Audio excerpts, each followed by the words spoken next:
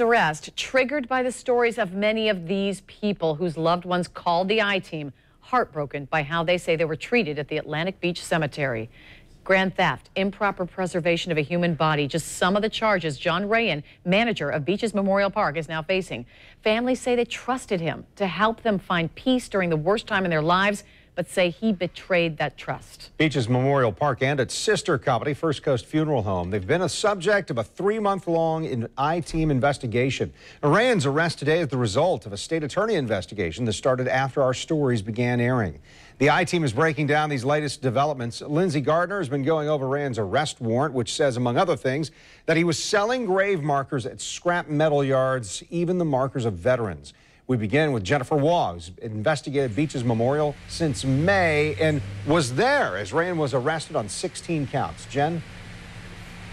Yeah, so Kent and Mary, in fact, since May, we have been bringing our viewers the stories of people who have come here as an example in the funeral procession from the church to bury their loved one here, and they find that gate is closed and the grave isn't even dug. Or others who have told us about problems related to having their loved one cremated, that they've waited weeks, sometimes even months. And then so many more who still have loved ones in here and their graves are not even marked because the markers that they ordered and paid for still haven't been delivered. These families have been telling us that someone here needs to go to jail, and today we were here when that happened.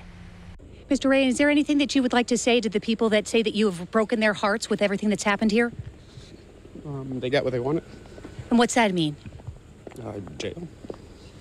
Do you think that you should go to jail? I didn't do anything. It's not my business. What about, I told you this. What about all of the markers that were ordered months ago and still aren't here? It's not my business, ma'am. How is it not your business? It's not your your wife runs this. Of course, it's your wife. Yes, ma'am. How do you explain yourself? I'm not I don't have a master in business, so I don't have the knowledge or background that requires to run a cemetery. I don't. But you have been meeting with everyone who has come in and taken their money and not provided services. I've deposited into a business account, ma'am. But you haven't provided the services, sir. I didn't know how to. You don't know how to provide the services? When someone brings you money, pays you for a headstone or for a marker or a crypt plate? Rayan appears to faint, but sits up a few minutes later. Rescue makes sure he's okay. While he didn't have anything more to say, his family did. The equipment is broke down, and nobody helps. Is that a reason to take money from people and not deliver services? That's not true. Then how do you explain these markers that are still not here, that were ordered and here in Jacksonville? How about when he gave that lady you first aired 2 plots and a wall?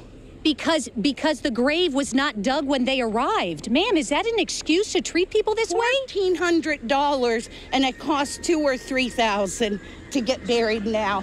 When they prenup, you don't understand. What is it that I'm not understanding, ma'am? Do you know how many families have called the station complaining about what's happened to them? How do you explain that? Heartbroken families who say that their family loved one's been disgraced. Doesn't come in when they've been operating all this time. Are you saying they're in financial problems? You know it. No, we don't. No, you're don't a witch film hunt. it. Don't film it. Please do not touch our equipment. We're leaving. Film it. Go. Please do not touch our equipment, but we are leaving. God will punish you for this. Go. 107 calls, ma'am. 107 calls. Good. You shouldn't be in our business. So the owner of the cemetery and the funeral home here, who is John Rayan's wife, Amanda Rayan, has not been anywhere near here today. We've certainly been looking for her for comment. Every time we have brought our viewers stories about what's been happening here, we have always reached out to the owner and to the manager, her husband, John Rayan, for comment. Only once did they ever respond to our calls and return our calls and give us a statement. In the meantime, as we have mentioned, the funeral license is suspended here. But the cemetery license, although it is invalid, the state is still allowing cemeteries, burials to happen here.